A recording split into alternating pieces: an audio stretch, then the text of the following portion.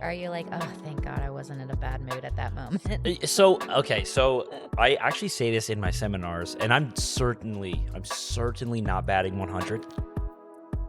But those Nobody stories, does, man. Those stories are like everything to me for a number of reasons. But like, it makes me feel really good. It's like, dude, I met you one time. It was like, you were so fucking nice, and this was 10 years ago. Whatever, right? And it's just nice to know that I had some, that I've had at least to a degree some stability or consistency. What's up, guys? Welcome to the Eden Podcast. This is the Christmas special, episode 16. We're really excited to be here. What episode is it? 15.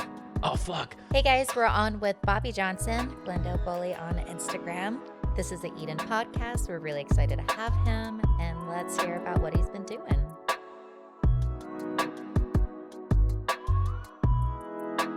By the time this airs, we'll know if you want Ink Master or not. So you might as well just tell the audience. By the time this airs, you'll know if I lost or not. That's also true. Yeah. Yeah, but I've been telling you the whole time that you're just gonna win that shit. I'll be pretty surprised if you don't win, to be honest.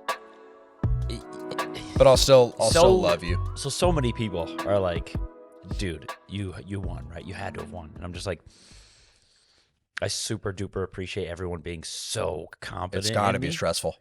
But I think they're sleeping on like people in the cast, even people that got eliminated early.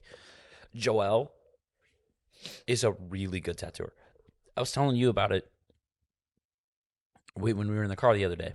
Joel, his first tattoo is not a great representation of who he is as a tattooer. Yeah. That kid is talented. Yeah. Like he is good, and that's what's crazy about the competition in general, is that you not only have to have these skills, but you have to meet whatever challenge it is, right? And sometimes being week number one, when you're open to like, hey, what represents you, you can do whatever you want, it's all up to you. That's a lot of pressure. Yeah, for sure. You're probably going back and forth, this design, that design. I've decided that week that I was just going to commit, right? But Joel, he chose what he chose, and I even talked to him about it after. I was like, dude, I'm so bummed because like you're such an amazing tattooer. I'm not joking. This kid is not a week one exit. But the thing about Ink Master or any competition is just that, right? And I think that if you read the comments on Ink Master or anything like that, people are confused as to what Ink Master is, and they get hung up on the word master, right? They're like, Ink Master is someone that can do all the styles and they can just crush it. And it's like, well, if that were the case, they would have to eliminate several people every week. They don't realize that they're watching essentially a kind of a game show. Yeah. Right? It's like, no, the challenge is to make it to the next week. If this week's challenge was black and gray realism and you made it through that week, maybe you didn't do a great tattoo. Maybe I'm talking about myself right now. But you made it to the next week.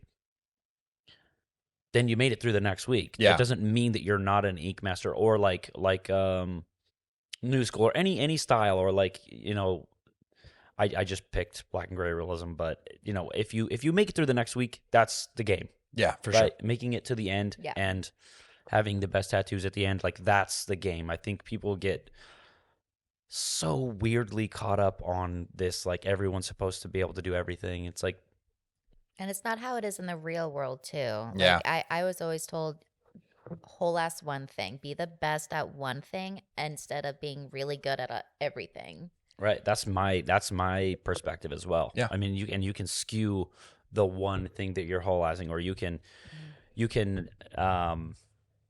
switch that one thing up. And you can also, if you want to stretch yourself and be good at everything, great. But there's only so many people that can be incredible at everything. I always say there's only one DJ Tambe. Yeah.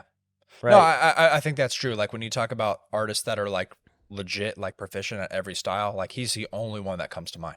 Like I can't think of another like big name artist that does even more than one style, really. Right. And the thing is, I think I don't want this to be confused here, because I know that there's plenty of tattooers out there that do tons of styles, maybe all of them, and they do them well. Yeah. Right. But what I mean by DJ Tambe is he is the type of person that can do any style, and he does it exceptionally. Yeah. Right. There's tattooers on this season of Ink Master that are really good at, like, they're good at every style, right? But they excel at one thing more than the other. Yeah. Right. And that's this season. There's several, right? Yeah. John, for example, is a tattooer that can do any style, right? He excels at, I think, the things that he's most passionate about, like Japanese stuff. But he can give you a really fucking nice tattoo in any style. I would say another person that comes to mind that can do any style really, really well, I was talking to you about him yesterday, is London Reese. Mm. He's kind of similar to DJ in a way that, like, he's great at portraits. He's great at, traditional. He's great at like, he can do anything, right? Yeah. Black and gray realism, like, he's just, and those are so few and far between. And for me personally, I definitely wouldn't be where I am in my career today if I were still doing, like, everything. When I first started, I did everything, right? That's kind of what was the name, whatever was walking in. I just wanted a tattoo. But it's just tough. I decided, no, I want to do these tattoos. Yeah. Right. Well, it's also literally just like time that you spend in your style. I mean, I'm sure you've heard the 10,000 hours of excellence thing, right? If you're doing what do you call your style? I'm not going to say neotrad. I know that's a bad word. Okay, so I'm a big advocate for this. Okay, well, we'll get to this in a second. I'll say Baroque tattooing, just for example, and then we'll get back to that. So if you spend 10,000 hours doing Baroque tattoos, you're going to be really fucking good at that. But if you're having to split that up between different styles every day, you're just not going to get better at it as fast, Right. I mean, so that's why it's so impressive that DJ can, like, slay everything really, really well. And I'm sure that there's people. That's the other thing too. I'm not saying this from a perspective that I'm 100% correct. Right. That's just my perspective. People are probably upset. Like, no, you can be good at. Okay, great. That's great for whoever can. Yeah. I'm just saying that I think for most people, and for myself specifically, I'm a 10,000 hours guy. Hone in on my one thing, my shit. You know what I mean?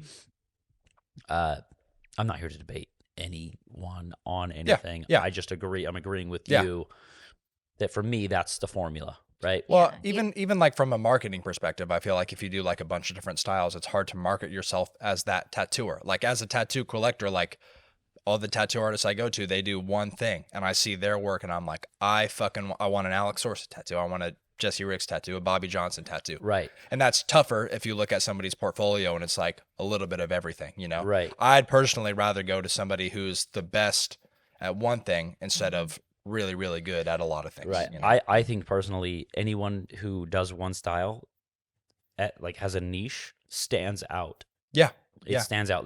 There's very few people that are like, oh, well, I really like Deanna's stuff, but she doesn't do everything, so I'm not going to get a tattoo from her. They're like, no, I really am drawn to Deanna's stuff. Yeah. And it's incredible. I've never seen anything like it. I need that. I want that. Yeah. They're Right. not going to stray away because Deanna doesn't do new school tattoos. Yeah. Or I don't do realism, so they're like, well, I was going to go to Bobby. I really like his style, but he doesn't do realism. Then just, so I don't think I'll go. Just go to somebody who does realism, Right, go to the And realism does it guy, better than dude. you, no offense. But And that's the other thing too. This is what I always say. Why would I do something for someone that they can go and get better? for sure. They can go down the street and get it better. I've turned tattoos away, not because I didn't like their idea or not because I was too good or above it, but because, hey, dude, I'm not the guy that's going to give you the best tattoo that I can. Yeah. Right? I'm known for, I mean, it happens less and less, but I'm known for, like, hey, client comes in, my drawing's not quite dialed in. It's not as good as I want it to be. I'm not in love with this, because I like to be in love with my work as well. Yeah. Right. And I'm like, yo, I'm not ready today. This being an amazing tattoo is much more important to me than money. So then it goes back to, why would I take your project on that's not suited Yeah. as well for me as it is for the dude down the street Mhm. when it's not fair to either of us. Yeah. And Right. I think when someone's getting a tattoo, there's two different types of people. There's someone who falls in love with an artist and wants to get what they want. And there's the other kind that's like, I want I want flowers on my chest. I want a neotrad on my leg. And then they think of, okay, who is the best neotrad person? Who's the best person at flowers that I know? And they think of that person. And that's, I think, why it's also so important to strive to be the best at a certain thing. Yeah, I agree. Yeah. Yeah. Yeah, I totally agree. That's it's such a and the thing is like again, it's funny when you go. Let's take Ink Master for example, right? It's really funny how polarizing every single person on Ink Master is, no matter what. Yeah. Right? You either, there's people that are like, oh, I think Jazzy's the best, or I think Bobby's the best, or I think Freddie's the best, or like, oh, let's take Freddie's, who I thought this piece was very genius and smart, but a lot of people were talking about his mirror or his shattered glass thing, and it was just a couple of birds, right? Absolutely genius idea. So Freddie, so on the nose him, and a lot of people were like, oh, it just wasn't enough. It was too simple, and then and I don't know. I'm torn on it because it is so fucking smart and so him, but I know him, right? So for me, I'm like, it's just so Freddie. It's like it's great, you know what I mean? Yeah. So I have I'm attracted to Freddie's work not only because I like it, but because I love Freddie. So I can't help but love that thing, even though it is like basic and like hard to judge and whatever. I get that. But then there's people that are polar opposite, where they're like, no, Freddie's was easily the best of the day. The rest sucked. And you're like, it's once you realize that people are going to say what they're going to say regardless. Yeah.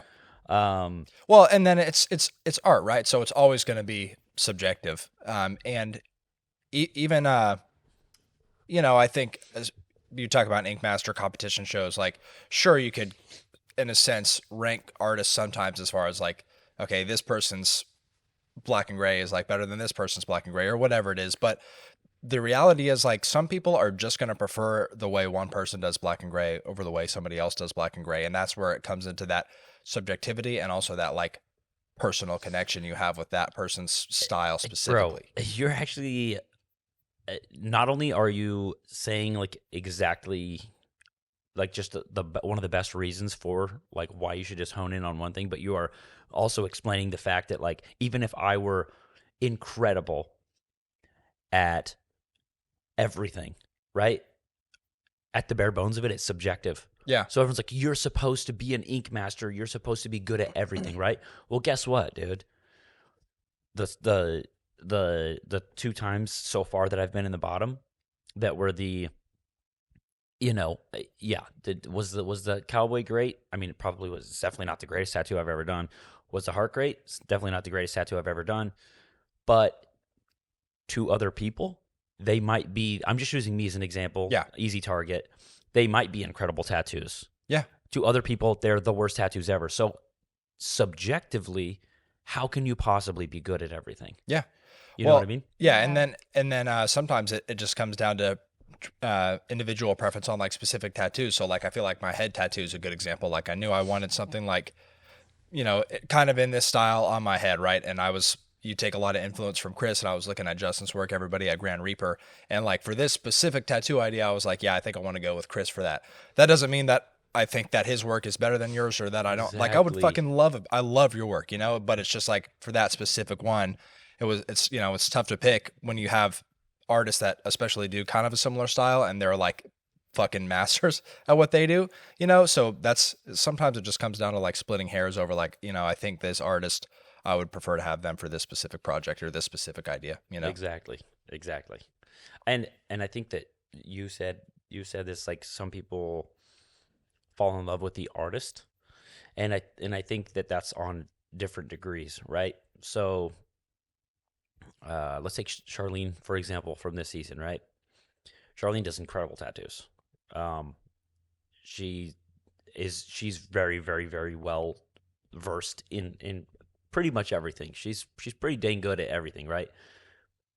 But even more so, I think you fall in love with Charlene, right? So not only do you love her tattoos, but you love Charlene, Yeah. right? I think that Charlene would be even if she didn't do incredible tattoos,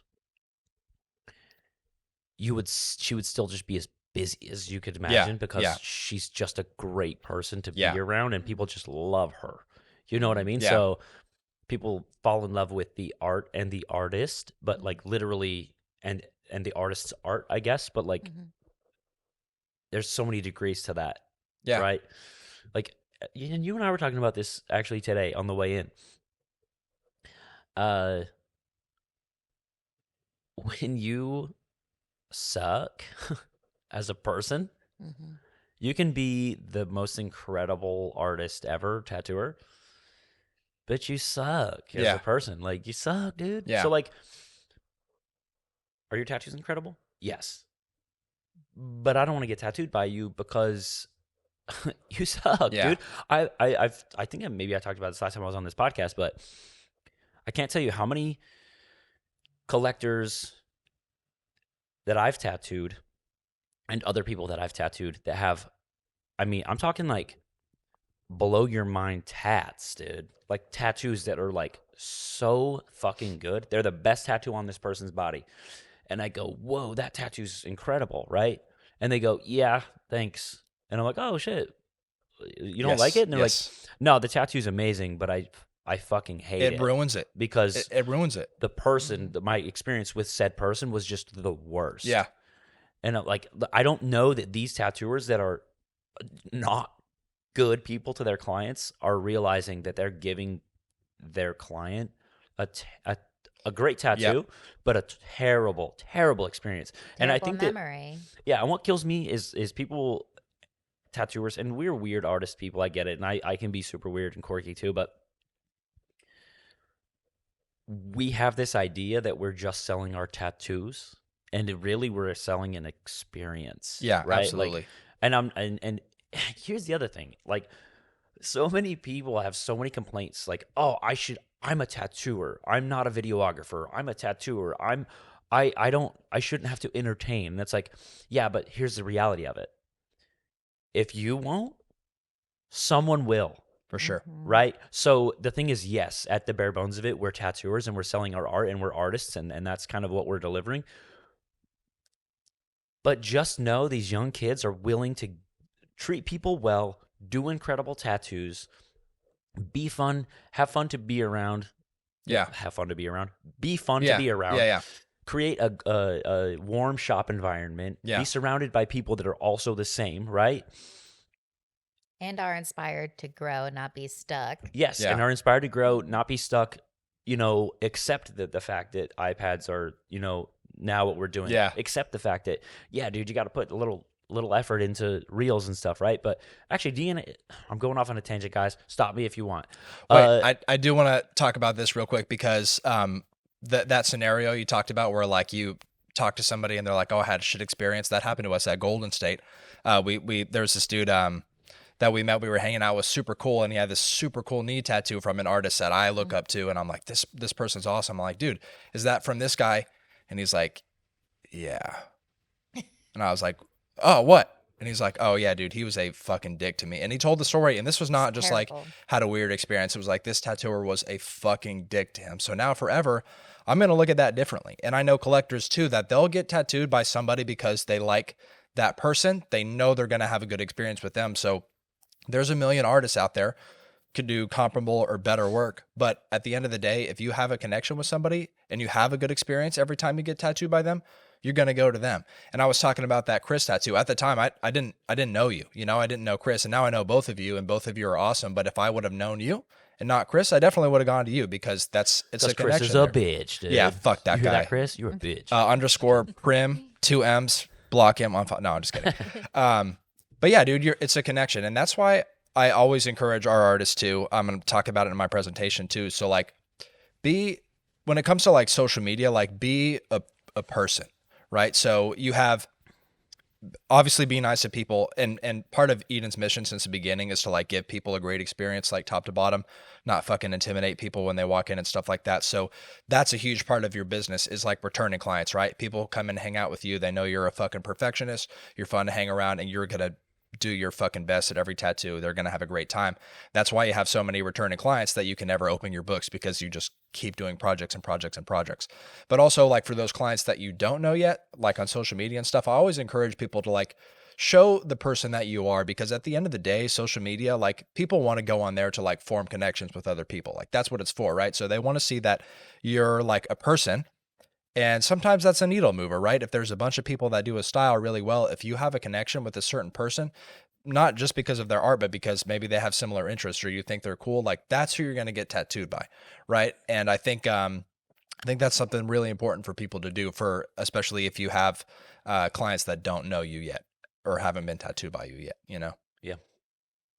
And that's Ink Master is good for that too, for the people that don't like go too into the reality show stuff and be a total dick, because a lot of times I feel like people, it's not an accurate representation of like how those people are on that show. Oh, You know? yeah, for a number I of don't reasons. know.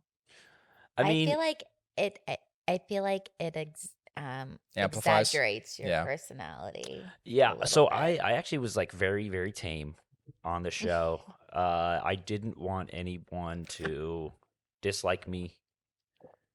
In general, I'm just a people pleaser, you know. And I was like, "Fuck, I don't want to be disliked." And what's funny is that I gave almost nothing, and I actually saw another podcast, John's podcast. Shout out Honest Tattooer podcast. Sorry, I'm plugging other people's podcasts, but that's my guy. He was talking to Well, cut somebody. that. Cut it.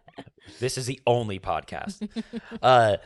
But the they were talking about Ink Master, and they were talking about like, oh, I wasn't a dick on Ink Master, and one of his guests was like, no, dude, like, that's you. That's, what do you think? Did they CGI it? And like, it's funny for like a shtick, but in my case, let's say, or anyone's case, right? Like, it's not always just that, and you have to be okay with this when you go on the show. You know this. They're going to cut to you like smiling when your homie gets a bad critique, and it makes That it look is like, true. oh, he's happy that he's getting a bad critique, or like That's true. they're going to cut to you with a straight face when, like, a bummed straight face, you just sitting there when somebody else wins tattoo of the day and you didn't. And it's like, I was happy for that guy. You know what I Yeah. mean? Like John just won tattoo of the week last week, and I literally in critiques was like, give it to John. I can't find a single flaw in that tattoo, right? But like, I think you just have to be okay with that being the representation of you in regards to the show, right? And while putting forth your energy. But on social media, I agree with you. You have to. I think you can. You can control 100% of that, right? Yeah. So yes, while on the Yeah. show, like it gives your personality to people, but even then, you don't have 100% control. Yeah. And again, we talked about this before, and the number one fucking question I'm asked is it fabricated? And I'm like, no. Is it scripted? And I'm like, 100% no. What you see on Ink Master is how it fucking is, right? And it gets spicy because of the circumstances. People like spending 14 hours on set, 6-7 days a week, and like getting really tired. Like anything that happens is because it's instigated too. Right. And it's like, it's all real. It's all 100% that. You know what I mean? But anyway, let's back up to social media. So on social media, you can control 100% of that climate. I'm so bad at this. I'm so bad at not giving people my 100% personality on Instagram. I think it's because I see a lot of people that will overly do it. There's definitely a balance. And Absolutely. I'm just like, oh my God, man, I can't see your kid one more time. I'm sorry. Yeah. Like, I have 2 kids and they're my fucking everything. I didn't even know And, until recently dude, that you have two. people didn't know. People like douchebag Bobby on Ink Master has kids, from this last episode. But I'm very scarce on what I post in general. I wish I did have a little more like fun me. Like when I post a video of me like tattoo cut to me dancing, tattoo cut to me dancing. That's like this is my personality, guys, Yeah. in like a video form of like, Yeah. you know what I mean? Like a little like that's me. Yeah. That's how I think that you create connections, like you said, and that's how you not only fall in love with the art, but the artist as well. And if you don't suck, it's not that much effort. Yeah. You know what I mean? And you and I were talking about this in energy today. When people are in bad moods, I feel sorry for them because they have to they have to live with just being in a bad mood. Again, I said this to Deanna this morning. I will be in a bad mood and I will audibly just be like, "Oh, dude, I'm so fucking bummed." Why? What's up? I'm just in a bad mood and I hate it. I have no reason. I have no good reason to be in a bad mood and Yeah. I fucking hate it. And these people that are in bad moods all the time, I told Deanna this. I feel sorry for them because I know how shitty it feels internally to just be in a bad mood. Yeah. And they're just like grumpy and like, "Oh, woe is me," and like everything else is the problem and not them, Yeah. right? I know we're getting like we're crossing like conversation paths right now, but No, it's all connected. There's no script. Yeah. It's all connected, I think, And again, like I said, I'm very, very guilty of just like being grumpy. But you know what? It It's really okay helps. to be in a bad mood once in a while, though. Yeah. Well, you know what really as helps? long as you don't hurt others. And again, this kind of goes back to about what I'm about to say. Not that this helps hurting them, but it helps maybe get out of it. Sometimes I'll just be in a bad mood and I'll straight up tell my client or friends or whoever I'm around, "Hey, I'm just gonna say in advance, like I don't know why I'm just in a grumpy mood. If I'm snappy at all today, I am so sorry." Yeah. And even just audibly saying that and accepting it and like it almost is like, you know what? I'm not gonna be in a bad mood today. Yeah. It's such a weird thing, just honesty and open, like that kind of shit. It's like anytime I have an issue with anyone, I really, really like to get to the bottom of it right away. Yeah. Yo, Colton, what's up, dude? Are we good? Yeah. Yeah, we're good. Why? What's up? It's just that like we passed each other when I was going to the bathroom and you didn't say what's up. And I just wanted to make sure. And you're like, "Why would I say what's up to you on the way to the bathroom?" It's like, well, I just needed to make sure Yeah. Yeah. that Yeah. we're good. And it's like, I was like cool. the other Well, my night when day's good I now. asked you about your comment, I was like, "Yeah, were you pissed at me?" You're like, "No, dude." Yeah. When we were texting. Yeah. Yeah. Like it's like, isn't that funny? But like when, and I'm very much like, "Yo, this is eating at me. Did we good?" Yeah. And 9 times out of 10, it's like, "What are you talking about?" But Yeah. like, okay, well now I feel great. You know Yeah. what I mean? Like, no, I'm not holding anything against said person or people. I'm not like, and then all that bad energy is just sucky. I feel like even again just saying like I'm in a bad mood, it's like getting rid of that shitty energy, right? Yeah. I really think that. I Yeah. just had an epiphany too. I'm thinking about all the people in my head that like are constantly in a bad mood and comparing them to people like, I don't know, maybe like us or people that aren't always in a bad mood, but it's communication because anyone that I can think of that is always in a bad mood, they don't talk to people about why they're upset at them, and they don't communicate that. They keep it all to themselves, and that might be the key of not being shitty all the time, is like being open and honest with people and be like, "Hey, like I'm upset that you did this. Let's talk about it." I don't Right. know. No, for sure. I feel like, and I know that we're going off on a tangent, and maybe listening back, we're like, what were we even on? But I think there's no script. I think it all leads back to kind of that like just a mindset of tattooing and tattooers and being like, oh, I shouldn't need to do this or I shouldn't need to do that, and just having a bad outlook on things versus just being like, you know what, I'm gonna gonna crush this. Like I'm gonna have this good mindset, right? And I think that like at the bare minimum of that is like be in a good mood, Yeah, you for know, sure. Yeah.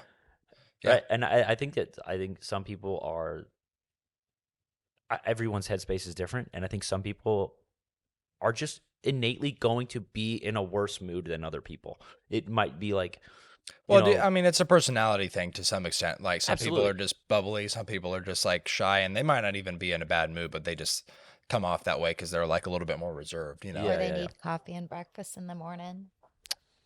A lot of us do. Yeah. That's me, dude. Yeah. Fucking drink some more of that because you're an asshole right now. Honestly, dude. And you know what? And now that you said that, I get. Yeah. Because it was 100% serious.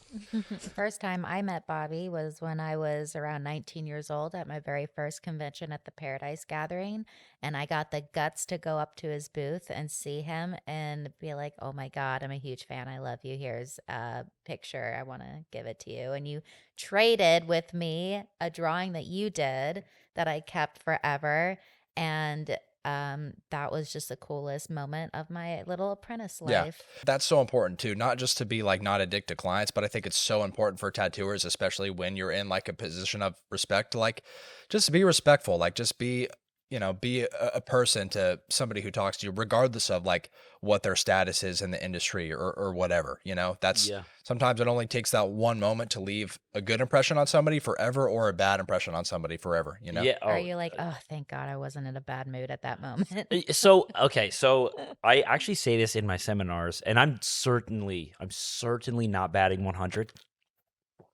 But those Nobody does, stories, man. those stories are like everything to me for a number of reasons. But like, it makes me feel really good. It's like, dude, I met you one time. It was like you were so fucking nice, and this was 10 years ago. Whatever, right? It's just nice to know that I had some, that I've had at least to a degree some stability or consistency, Yeah, right? yeah, yeah. Mhm.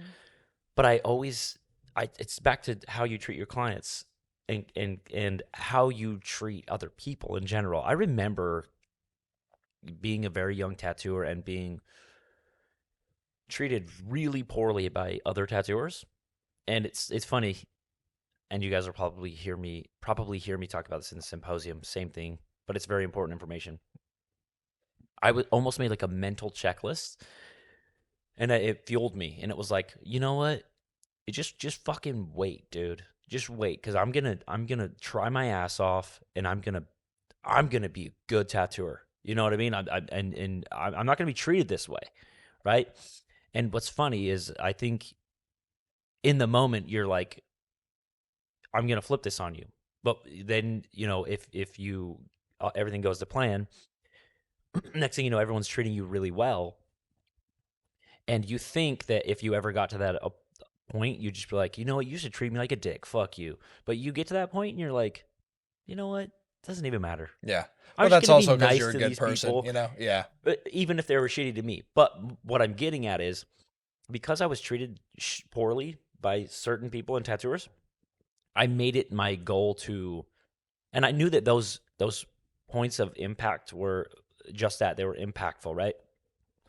Like trauma goes two ways, I think: positive trauma and negative trauma, and we really only cling to those memories, right? They're the core memories, and I cling to those moments where I cling to those moments where I was treated poorly. But you know what? I cling to moments where I was treated well, right? A little story. Vic, I'm going to put this in my symposium, by the way. This is all new. Vic Back, who I work with in Salt Lake. While this airs, a lot of people don't know that I work in Salt Lake and San Diego, at least right now. And I worked with him 10 years ago. I was a kid. I didn't even tattoo yet, and I had really bad tattoos all over my arms, right? I was like in and out of tattooing at the time. And he is not only now, but was the fucking king. He was the guy. And I went into his shop, and I was so nervous. I was just like an 18-year-old, like wet little noodle.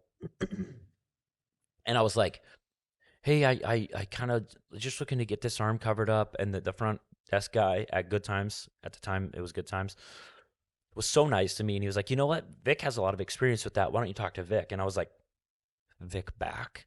And he was like, yeah. And I was like, okay. And he's like, yo, Vic, you got a minute? And Vic came over, right? Again, this guy's the fucking dude. Yeah. Like every city has like the guy. Yeah. Or, you know, several artists. But he was like Mount Rushmore. He's the king, you know? And he came over to me and he talked to me like a fucking human. And he was super fucking nice. And he was just so genuine and so pure and gave me the time of day. I never got that done. Yeah. He's probably talked to a million kids like me, right? Yeah. I never came back and even got it done, but he just took the time Yeah, to be that's super nice awesome, to me. man. And that was impactful as well. And that's how I want people to remember me. Oh, dude, I stopped and talked to Bobby or Glendale Bully at a convention in Austin or whatever, and he was just like the coolest motherfucker, Yeah. you know? And like, that's what I want. Yeah. Right? Again, not batting 100, I'm sure. If you were one of those people I was mean to, my bad. Yeah. I probably didn't tell everyone I was in a bad mood this morning. Yeah. You know? Yeah. By the way, if you want to listen to Bobby's story about like how we got into tattooing and kind of his career trajectory, we did an episode with him. I think it was like episode 5, a year and a half ago, last time he was in town for the seminar. So you can go back and check out that episode as well. It's on YouTube, Spotify, all that good stuff. You know, a ton of people will meet me and cite that. The podcast? Yeah. Really? Yes. Dude, I loved that episode. It was super. I don't Dude, even know what I said, but thank you guys for saying that.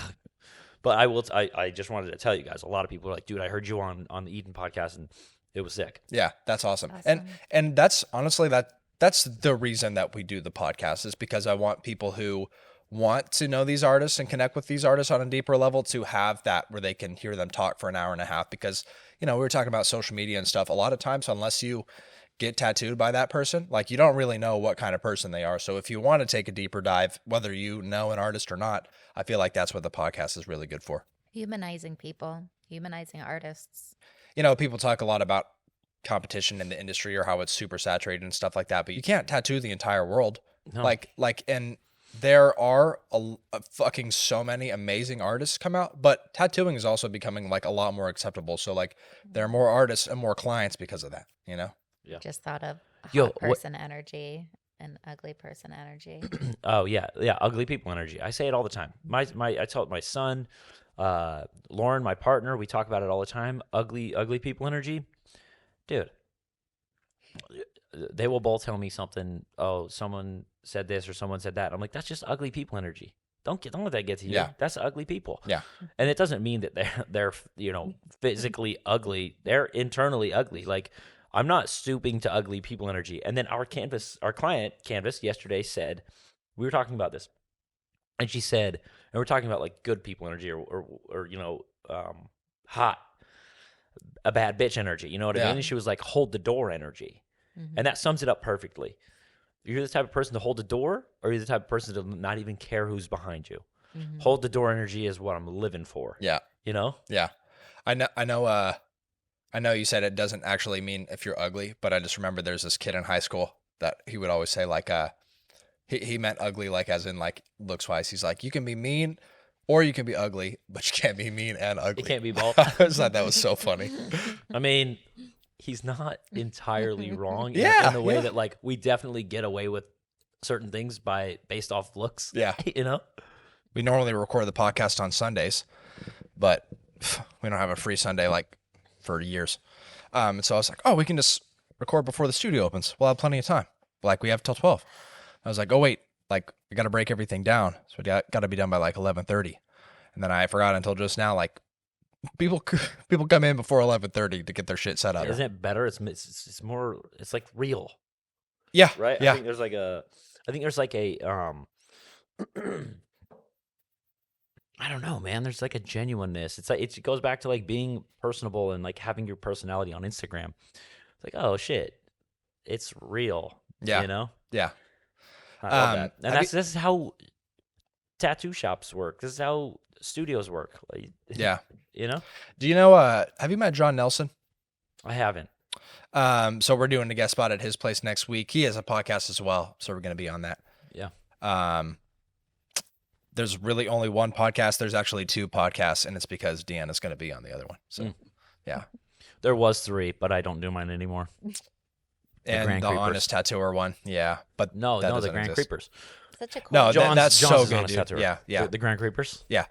Yeah. Also, to plug Bobby's podcast, Grand Creepers. It's still out there if you want to go listen to it. Yeah, definitely old episodes. I am thinking of bringing that back in video format, and also for fans of me or fans of Ink Master or fans of Brian Black, we're considering doing at minimum a short series of podcasts, just him and I. Yeah. Him and I, or I and a guest. Yeah. We don't know yet. We talk about a lot of shit that we're gonna do, so Yeah. if be on the lookout. Dude, I don't know. we talked about it a little bit the other day, but like podcasting is just a lot of work, man. So much work. Even when I was doing just the audio, I was doing that all myself. Now we have a video editor. Shout out to Landon. But dude, it's still a lot of work. I still edit all the reels and shit. We got to come in, set everything up. But yeah, podcasting's a lot of work, dude. How is your French coffee? What is that on French the bottom? tea? French toast, right? What is it? French toast? It's just like cinnamony coffee. Is it good? It's fine. It's good. Yeah. No, I mean, dude, you gotta everything you there gotta is sell good. it, dude. Yeah. I mean, it's. Is it good? Just watch my face when I drink it. Isn't the sippy part on the Whoa! other side? Oh, is that the sipper? Yeah. Oh, I 2 days in a Oh. row now. And that's what's great about La La Land. You got options. You know?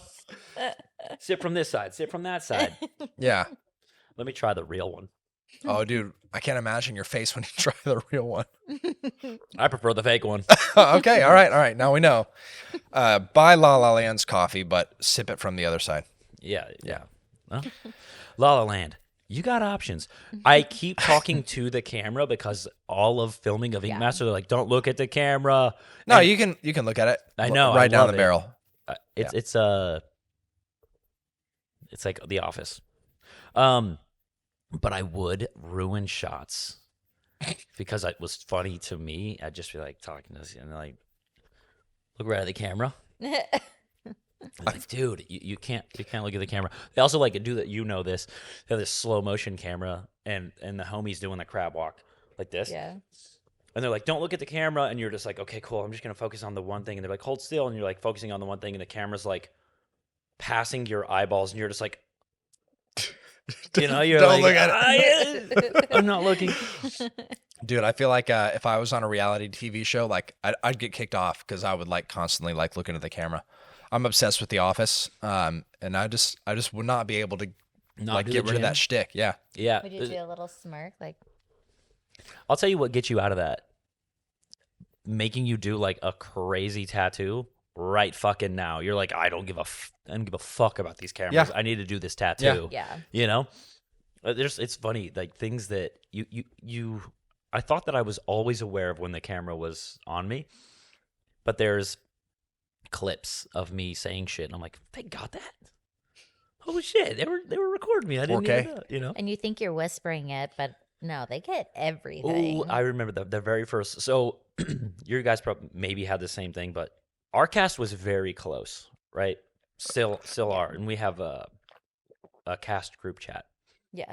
First 3 episodes air, and one of the comments was like, "Man, those mics picked up everything," because it was like you just like whisper over, and you know, and then it's like, nope, they got it, and it's Yep. clear as motherfucking Yeah. day. You know, it is. They got it. yeah, If you said it, they got it. Mm-hmm. yeah. Everybody that has watched Ink Master has a really important question for Bobby. What's his hair routine? Oh my god, yeah. Where do you get your glasses? Where do you get your glasses? I've been working with and hoping to work with Epoke. I've never been Can't even told say the how name. to. Spell it. It's Epokhe, and the problem is I've been told how to say it, but I forgot because I have a baby brain, and I don't want to offend anyone, but the brand is super cool. The dude who owns and reps it is like just the coolest motherfucker, and the frames are super, super sick. I love the brand because he moves with the styles. He does not like, well, this is what I'm doing. He's like, no, dude, you know what's in right now? Super dope 90s vibey frames, and that's what he's doing. Yeah. But I'm trying to get some big boys Yeah. made like through them, and then I can plug that. Yeah. Nice. So do you guys want to get back to my hair care routine? You Yeah. can also cut What's that the plug hair? out. What's the hair care routine? Everybody wants to know. It's the most important thing. So everyone's like, "Oh, dude, what's your hair care routine?" This is the funniest DM for me personally that I've gotten since Ink Master. Hey, man, my best friend and I are having. Hey, dude, love you on Ink Master. Also, my best friend and I are having a debate whether your hair is naturally curly or not. And I responded with, well, now I need to know who said what because I'm super invested. Yeah. And I swear to God, this will not change my answer. But now this is funny to me, and I need to know who thought what. And the dude was like, something like, I'm a straight male, but like your hair is too nice to be naturally curly. So I said it wasn't curly. She thinks it's naturally curly. And I was like, dude, I have such bad news for you. This is natural for sure. Yeah. But people always ask me about my hair, my curly hair, and if you suffer from CHS, curly hair syndrome, then you know it's like can be just a big mess. And I've had to deal with that my whole life. So Sorry. it's less of what product I use and more of how I do it. So I don't brush it unless I'm in the shower. And then when I'm in the shower, I scrub my scalp, brush it, and then I just kind of let it drip until I get out of the shower. And then I flip my hair upside down, put it in a towel, wrap it. I never do this. I just like wrap it and then let it dry in the towel. And then when I take the towel off, it's a little damp still. It's kind of probably a little more damp than it is now. And then I use Curl Talk. Shout out Curl Talk. They sponsor the podcast, right? They do now. Not your mother's. But I use Curl Talk. The spray, not the mousse. The mousse sucks. But almost any leave-in conditioner will work for me. And then it just holds my curls like that. Unless, of course, I put my head out the window like a dog or go on a roller coaster. You know what I mean? One does. Yeah. It's unavoidable. It's just going to be poopy. But yeah, there's a lot of everyday DMs about what do you put in your hair? People want to know, man. Every single day. It's crazy. Do you ever not wear a hat or a beanie? No. And when you get married, are you going to wear a hat? Does your hair just stop I pull my here? hair up. I pull my hair up in a top knot. Yeah. I actually didn't. I did that one might time have in the seen show.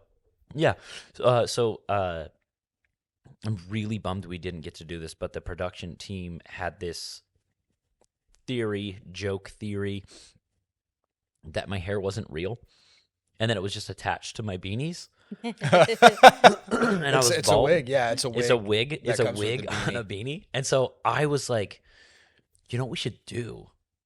Regardless of when I get when the show's over, whenever it's over for me, we should just have At the end. me whenever it ends for me. We should just have me at my booth and have me just look around and be like, so I guess this is it. And then the light goes out and you can only see the silhouette of me. And then it switches and I've got a bald cap on and I just pull my Block hair your hair. off and I put it on the desk and I'm just walk away. It's like, oh, or what if he it's was bald the whole time. What if it's not bald? What if it's super patchy? Like in the interview when they're interviewing what's his name? The dude from Parks and Rec. Oh, yes. And he takes off his hair and it's horrible. Yes, dude. that's what it would be like. Yeah. Any version of not having actual hair is funny. That is so funny. Yeah.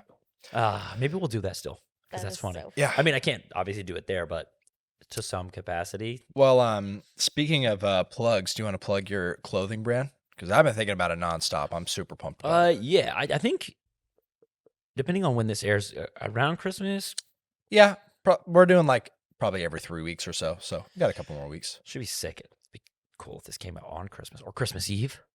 Christmas special. Yeah. Hey guys, welcome to the Eden Podcast Christmas special. I'm your host, Bobby Johnson. Hold on. Sorry. Yeah, but who's gonna listen to it on Christmas? Dude, Jews, I think my family. Yeah. people like, this is what happens on Christmas. I don't know about for you guys, but you get up, and if you have kids like me, you get up, you are excited to see your kids open their I don't presents. have kids. Yeah. That would suck. You watch your kids open their presents. You have a good time. You open your presents. You maybe eat a little bit of breakfast. And in my house, we might drink some champagne. We just sit around kind of for the rest of the day, right? And it's kind of cool to have like oh shit, that new podcast came out. Like, what are you doing? You're on your phone scrolling. You're bored now. Yeah, but I exclusively listen to podcasts when I'm driving. No other A lot time. of people drive during the holidays. Yeah, I guess if you're going between friends and family's house. So Mm-hmm. I don't know. Maybe we'll drop it on Christmas. I don't know. Little Christmas prez. Yeah. I don't know when you were planning on dropping this, but yeah. So a lot of people don't even know this, and Oh shit. We can gut it. No, we can put this in because by then it will be announced, or at least close to being announced. Juliet, I've been teasing it for months. It's my clothing brand. It's gonna be everyone seems really excited Dude, when I show them. I'm fucking stoked. I'm not gonna lie. I think it's mostly because classically tattooers are like, I'm doing a clothing brand. Well, dude. And it's what you assume it's going to be, right? Where it's like tattoo designs on shirts and like oh, tattoo or whatever. And like I think when people see my stuff, like Juliet stuff, they're like, oh, it's like a real clothing brand. And it's well, dude, it's not merch. Hmm. Yeah. It's not not merch. It's a clothing brand. Yeah. Yes. I keep thinking about it, dude. I'm telling you, I'm fucking stoked. Hype. That's so such a good good. way to put it, dude. Like I think that's what people are expecting. Like, dude, I'm doing. That's why I haven't even told anyone. But like when I do tell the select few people that I am doing a clothing brand, I think that they're thinking, "Oh, cool merch." It's like, no, dude. I want this to be legit from like the ground up, the packaging, the tags, the look, everything. I'm excited. I'm super excited. I hope that people like it. Oh, dude. We'll see. It looks amazing, and I'm excited to hopefully collaborate on a shirt with Yeah. you. We're with a gonna. painting. I think this will make more sense when it comes out, but I think having Deanna's art on some Juliet stuff is so in the pocket. It's like It's perfect. It's perfect. Yeah. Like, yeah, I would love to. No. I want to do it with like other artists, but Deanna fits right into the pocket of like collaborating with Juliet. It's like it's fucking perfect. No, but literally Bobby's like, yeah, I'm going to send you like all the stuff. And I'm like, no, like, let me, I'm going to buy it. Like, I don't want it for free. Like, I want to give you money for it because I will fucking wear the shit out of it. I Same. mean, I appreciate that. I wish. I mean, I guess I do have some here, but it's not like the actual samples, so we could show it. But it's it's cool. hopefully by then, Juliet. It's JulietForever.com is the website. It will be up hopefully by the time people listen to this. Yeah. JulietForever.com will be fully up. Right now it's password protected, and if you subscribe to the email, you'll get it like updates before anyone else. Yeah. No one even on the email subscription has information on it yet, but I have a ton of email subscriptions. Well, shout out to everyone that's already done that. That's so fucking cool with no context. I'm just like, yo, Juliet, sign up, and people just I thought did. it was a shop. So a lot of people are like, dude, you opening your own shop? What is this, Prince? What is it? And so I'm like, it's to me, it's exciting. It's like, people are like, what is this? Like, they'll DM me, what is this? And honestly, if you DM me, I'll just tell you. But I love the curiosity. Yeah. It's like I was telling you about like all the things that I'm doing. Like, I love certain things about clothing, and that's what I'm trying to give people is like things that I love. Yeah. Right? What do I love? You know, little secrets, little like feeling like you're part of the club. Yeah. Right? Yeah. And it's not a cool kids club that everyone's invited, but you feel cool. Yeah. Yeah, I'm it a makes part you of this feel thing. special. You like to feel a part of things. I think, Yeah. you know? Yeah. Anyway, Oh, I'm so excited. I was excited to talk about that. That's cool. Yeah. Thanks, man. Fuck yeah, dude. Oh, you know what? I just got reminded. No one knows this, and I tried to use my shoulder there. This is maybe not actually. I think even by then, this is exclusive. I've not told. Very few people know about this, but 2 weeks before I went on Ink Master, I was snowboarding, and I fell. I was with Chris, and I fell, and it didn't seem that hard. I actually smacked my head harder than anything, and I got up, and I was like, something's wrong with my arm. And I felt it, and I thought it was my collarbone, and I'm like, oh no, my collarbone's fine. I was like, maybe my arm's out of socket, right? Because it was just like protruding bone here. And I tried to like put my arm back into place, and then Chris was like, he yelled down the hill, you okay? And I was like, mm-mm. So he came down the hill, and I was like, dude, something's wrong with my arm. I was like, feel it, like feel this, it's like a bone. He's like, dude, I can see it. And it was just like up like this, right? Well, it turns out my bone wasn't actually up. My shoulder was knocked down. My AC was completely severed. Oh my God. And the bone you were seeing was my AC joint being dislocated. My arm was down, right? So it just looked like a bone sticking up out of my shirt. This was 2 weeks before I was about to go on Ink Master. And I couldn't use my arm. I was in terrible pain. It wouldn't even lift itself. This was Friday night. Saturday, I was like, I'm not going. There's no way. Sunday, I was like, I'm going no matter what. I'm not going to tell them.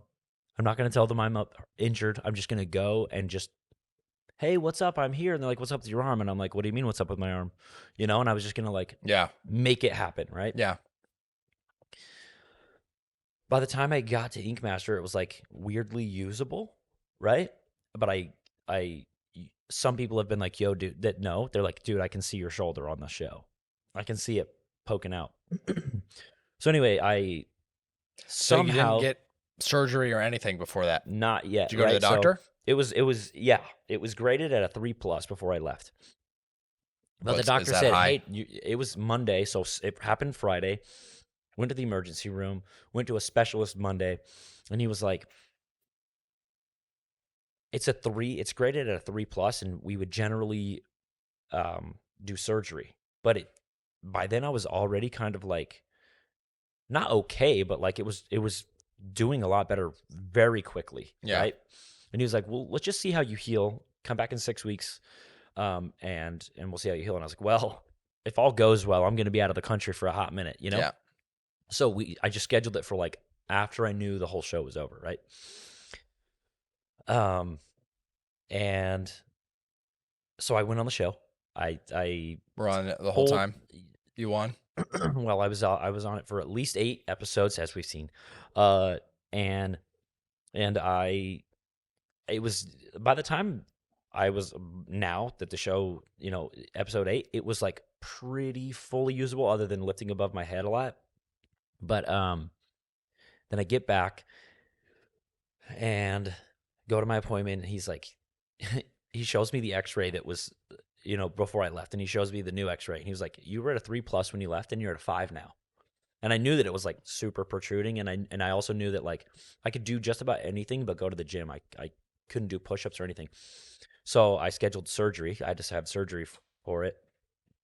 And yeah, I had AC surgery. But I was talking to you about this the other day. I've not told anyone, and I've still not told anyone, and I won't until after the show, because I wanted everything that has happened on the show and or is going to happen on the show to be like 100% me, with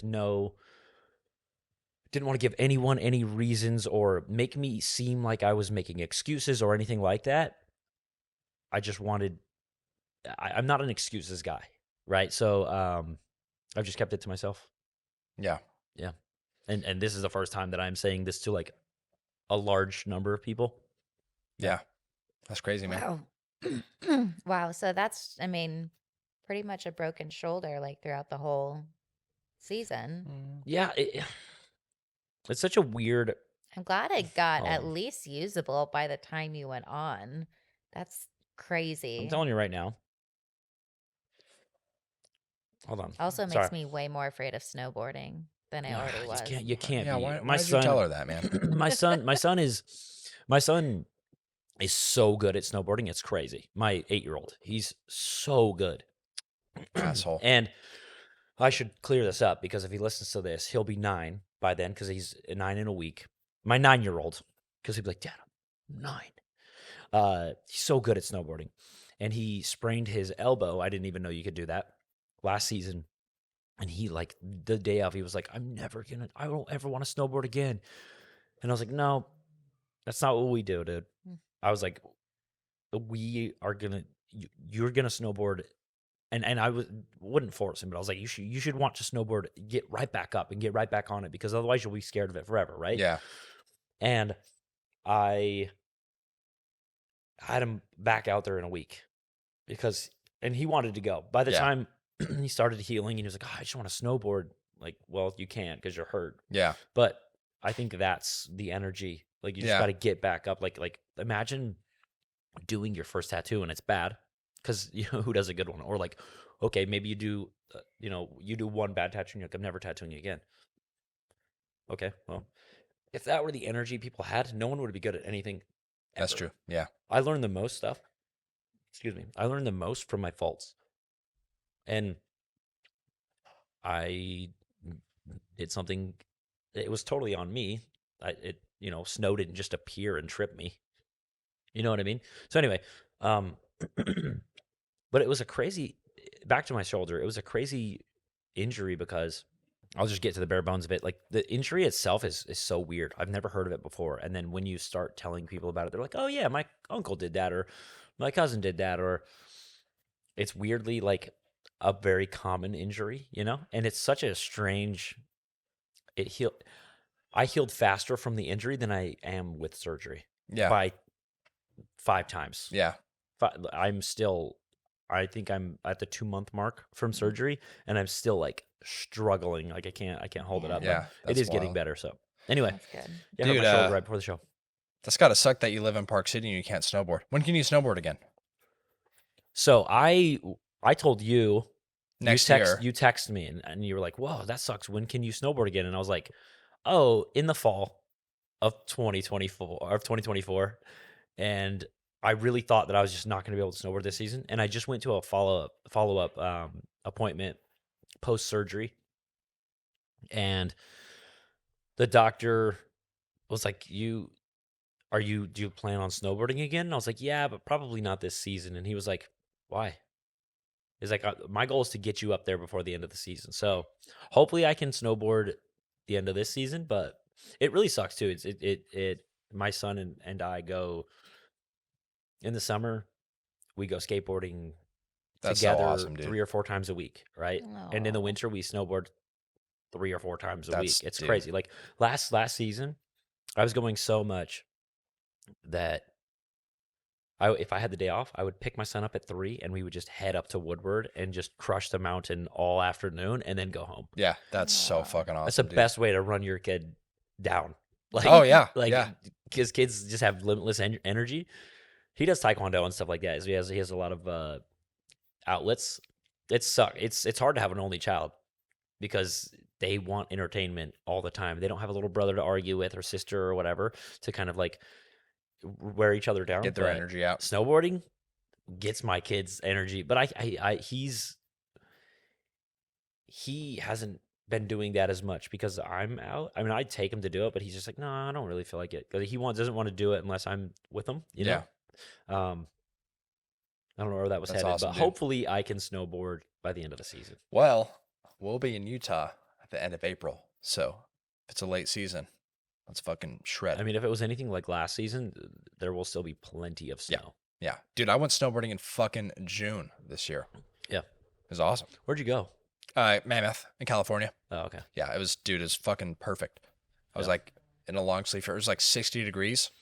Like, dude, June snowboarding, when you can do it, I'm telling you, it's Yeah, but awesome. isn't it like slush? It's like, Yeah, but slush is like, I feel like it's like poor man's powder. Like you could still like carve on it. It was still super deep. It was like it was nice, man. Yeah, it was awesome. Damn, that's cool. Well, people are gonna start coming in here pretty soon. Got anything else to tell the world before About we the Christmas special that I'm hosting, obviously. Let me just look at the camera one more time. Look. World. I'm just kidding. No. Hope you liked me on Winning Ink didn't Master. hate me. No, I don't really care. I guess I care in a way that, like, I think the thing that I've come to terms with Ink Master and everything, with one thing that has taught me is, yes, I care and I want people to like me, but I can't care if you don't like me because I'm just me. Yeah. You know? Like, Yeah. I'm just me. So, like, if you don't like me, that sucks, but cool. Like, All you I can do is hope be yourself. I hope you at least like one of the other people. Yeah. You know what I mean? Because they're all my friends. Yeah. As long as you like one of my friends, I'm cool with that. Yeah. That's it. Well, dude, I just want to say, man, thanks for coming down here again. Thanks for being on the podcast again. It's always like, I get so much out of your seminars. I feel like I tell people this all the time, but like when it comes to tattooing, like you're like a mad scientist, and just the passion that you have behind it, it's so inspiring, I think, for me, because I love tattoos, but I think like anybody could take a lot away from it. So I'm personally super excited for your seminar on Monday. Yeah, thanks for being here again, man. Yeah, Yeah. dude, thanks really, for having really me. appreciate So it. it's so fun to do these, and I'll tell you what. Well, I mean, I'm sure I'll be on this podcast again, but we'll do a post Ink Master episode, and we'll talk about the results. Sounds good. Perfect. Awesome.